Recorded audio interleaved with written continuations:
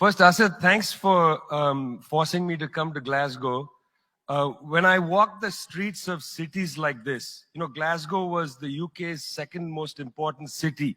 Beautiful buildings, beautiful streets, a gorgeous city, When I see cities like this, I think also about the other side of it. There's a phrase from Walter Benjamin, every monument of civilization is also a monument of barbarism. I think of the famines in Bengal, the jute workers in Bengal sending jute to Dundee through the Glasgow port. I think of human beings from Africa enslaved and brought from Ghana to the New World, and all those profits getting sucked into cities like London and Glasgow. Between 1765 and 1938, the British Isles stole $45 trillion pounds from India, 45 trillion sterling from India. We never got paid for that. When the British left India, when we threw the British out, our literacy rate was 13%. So much for several hundred years of so-called civilization. Meanwhile, our landscapes were destroyed. Coal was foisted on India. You foisted coal on us. You were the ones that came and made us coal dependent. And then you left, and now you dare to condescend to us. When I listen to Boris Johnson, when I listen to people like Joe Biden, when I listen even more to Emmanuel Macron, all I can think of is how condescending you are. You condescended to us 400 years ago. You condescended to us 300 years ago. You condescended to us 200 years ago. You condescended to us 100 years ago. You're condescending to us today. You only know condescension because for you, colonialism isn't something that happened in the past and we defeated you. It's not that.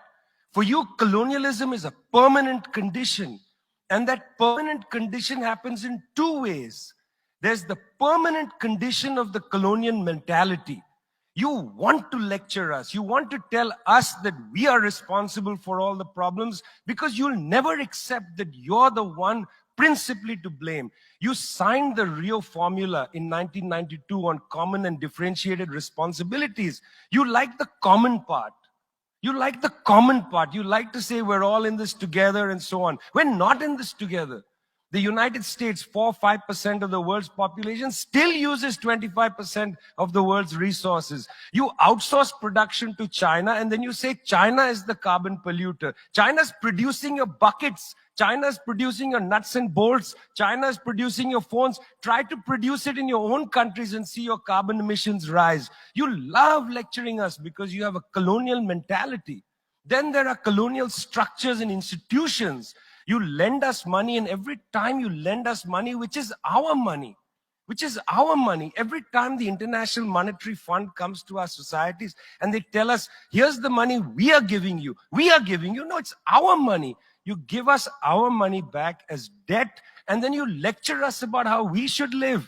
It's extraordinary. It's not just a colonial mentality. It's the colonial structures and institutions which reproduce themselves year after year after year. And let me tell you something, the climate justice movement, not clued enough on this, The climate justice movement is a movement that says we're worried about our future.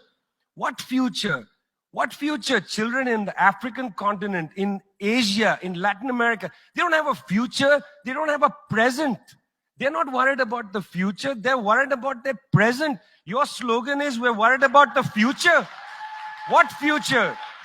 That's a middle-class bourgeois Western slogan. You got to be worried about now. 2.7 billion people can't eat now, and you're telling people reduce your consumption. How does this sound to a child who hasn't eaten in days? You got to clue into this, guys. You got to clue into this. Otherwise, this movement will have no legs in the third world. No legs. Later, I'd like to tell you about the International People's Assembly, a network of 200 political organizations that we're setting up, rooted in the global south. We want to tell you what our issues are, but are you willing to listen?